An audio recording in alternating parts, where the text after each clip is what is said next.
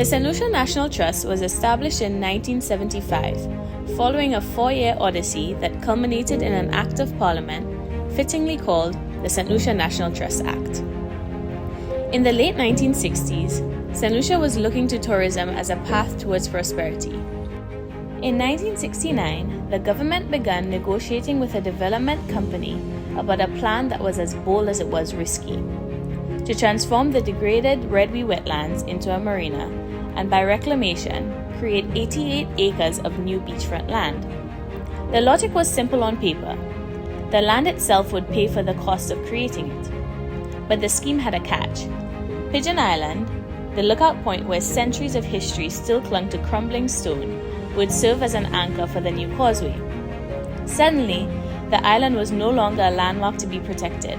It was a piece of real estate. When the news spread that Pigeon Island was being sold as part of the deal, the St. Lucia Archaeological and Historical Society protested. Among the loudest voices was Robert DeVoe, Historical Secretary of the A&H Society and field engineer on the very project he opposed. He had the unfortunate privilege of knowing the plans from the inside. 2 10-story condominiums, he learned, were to be erected on the Queen's Chain of Pigeon Island. The past was about to be buried beneath concrete. DeVoe shared his alarm with Julian Hunt, who had the Premier's ear. Premier John Compton, no stranger to the demands of modern development, nonetheless, recognized the value of compromise. Out of that unlikely trio came the idea of a national trust. In 1971, Compton's government appointed a committee of 11 to explore the possibility. The task seemed straightforward. Create a body that would be responsible for preserving the island's patrimony, starting with the upper portion of Pigeon Island, which would be secured by a lease. In practice, it was anything but straightforward.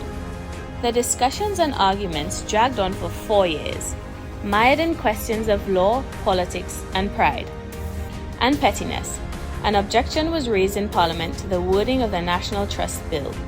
One parliamentarian took exception to the inclusion of the names of the committee members because he didn't think their names should be enshrined in history.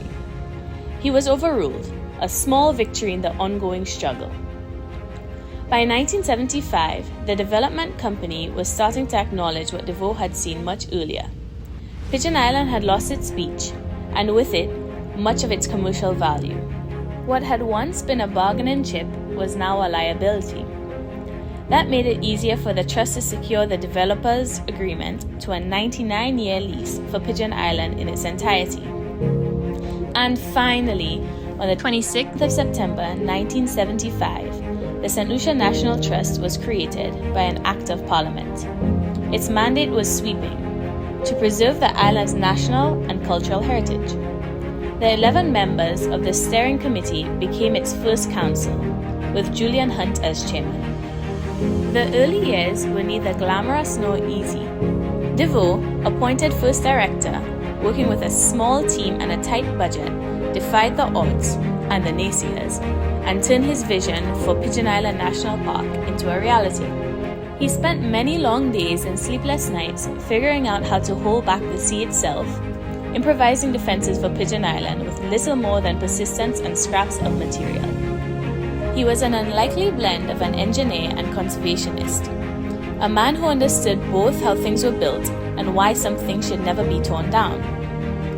The Trust's first duties were practical but ambitious: establish a national park at Pigeon Island, compile a list of historic sites and natural areas worthy of protection, and find a way to preserve as many of these as possible in perpetuity.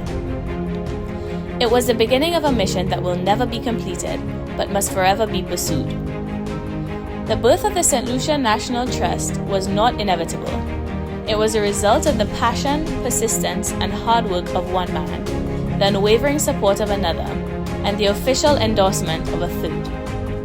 The St. Lucia National Trust would not exist without them. Robert DeVoe,